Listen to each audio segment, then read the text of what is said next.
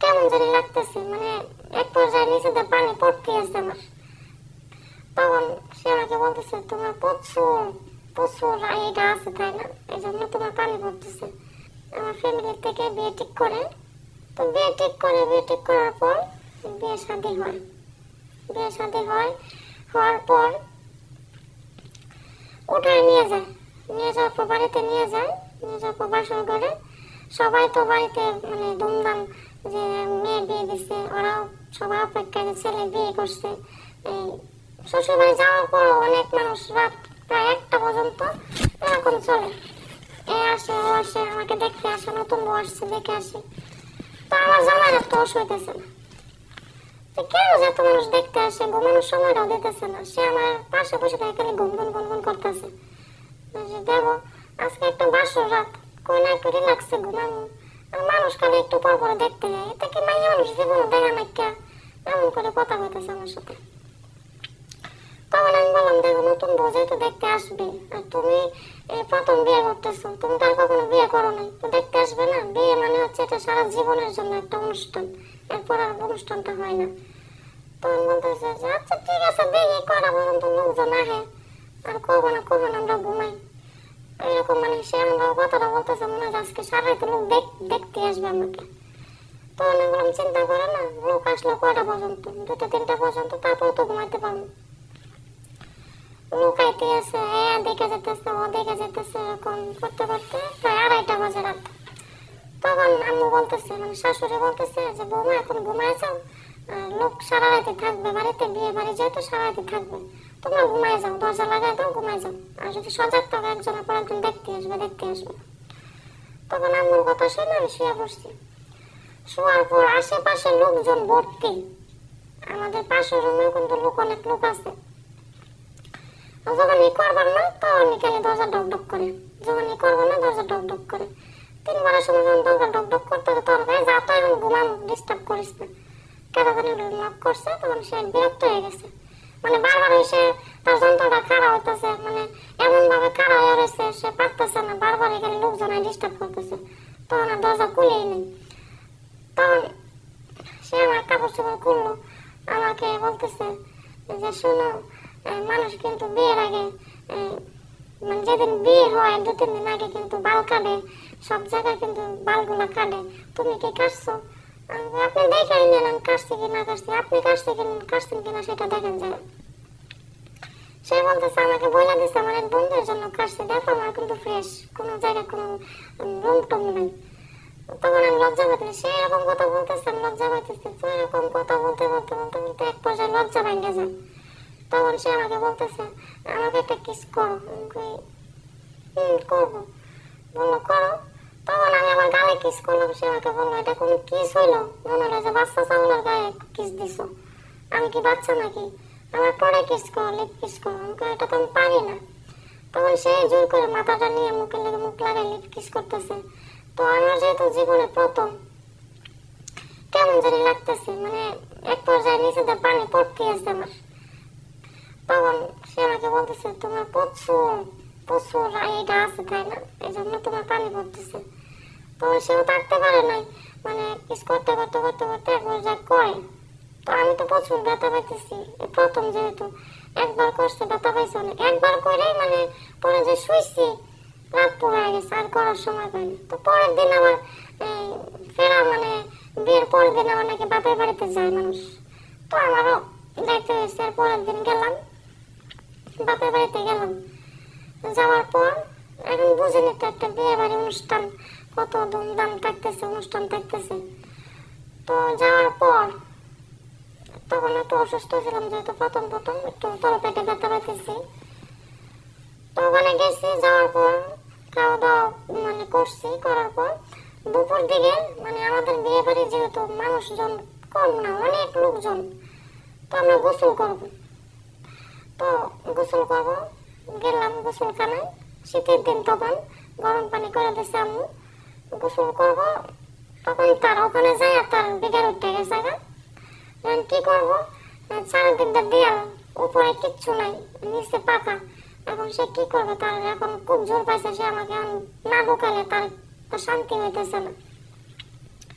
তখন আমাকে বলতেছে তো কোপ পাইছে, এখন আমি কি করবো? আমি বললাম যে এখন গোসল করে এটা কিভাবে সম্ভব, রাত্রে করেন। তখন বলতেছে না আমার এখনই লাগবে। তো সে আমি না করতেছি, সে জোর করে কি করলো, দেয়ালের লগে, সে গোসলের দেয়াল আছে, দেয়ালের লগে ঠেকাই দিয়ে এক পা কান্দে তুললা সে এভাবে খাড়া করাই সে মারতেছে ভিতর দিয়ে। আর পানি যে পড়া পড়তেছে টপ টপ করে, সেই গরম পানি যেটা দিয়েছে গোসল করার জন্য, এমন গাদার গাদা ওটার ভিতরে সে চুবাই দিছে, ধুইতেছে। তখন আমি কি করবো? তার পানিতে সে গোসল করছে, সে পানিতে আমি গোসল আর করি নাই। তো ও গোসল করার মতো চলে আসছে, আমি যে গোসল করবার নইতে পারতেছি না, কোমরে এত ব্যথা দিচ্ছে, এক পা কান্দে তুললে কারা করে থেকে করছে, তো ব্যথা পাবো না, এত ব্যথা পাইতেছি, আমি হাইটে আসতে পারতেছি না। তখন আমি অর্ধেক রাস্তা থেমে গেছি, যে বাড়ি ভর্তি লোকজন ভরা, আমি যদি এখন সাইগায় সাইগায় হাইটে যাই তো সবাই মনে করবো যে মেয়েটার বাসরাত গেছে, জামাই মনে এমন ভাবে করছে মেয়েটা অসুস্থ হয়ে গেছে। তখন আমি এরকম ভাব ধরে আসতেছে যেন আমি অসুস্থ নাই। তারপর এতটা যদি মডেল করে আসতে গেল, একটু ব্যথা থাকলে একটু ব্যথাটা হই। তো আমি আসতেছি হাইটা রুমে আসলাম, তখন আমি আমার দিকে খেয়াল করছে, তো কিচ্ছু বলে না, যেহেতু নতুন নতুন বিয়ে হয়েছে। তো সারাদিন গেল, রাত্রেবেলা সে আমার মনে হচ্ছে যে আবারও জম আসতেছে, রাতটা হইতেছে আর মনে হইতেছে জম আসছে আমার। রাত্রেবেলা জানি কি করে, আমি চিন্তা করতেছি আগে থেকে যে আজকে রাতে জানি কোন স্টাইলে করে আল্লাহ জানে।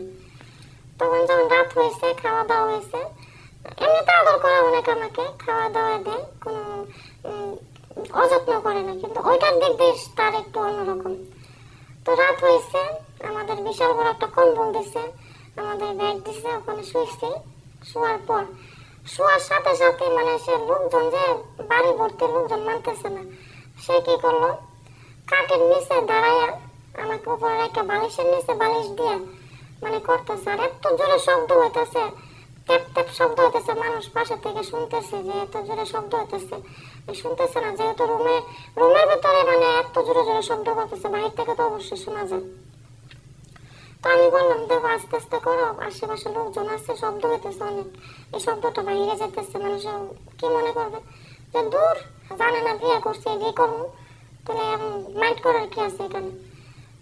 তো একবার করছে, করার পর আরেকবার ওরকম এমন ভাবে এক টেলা দেখ উপর করে শোয়া খাটের মধ্যে, এক টেলা দিলে খাট যায় দেয়ালা লাগে টাসকায় টাপাত করে উড়ে যায়।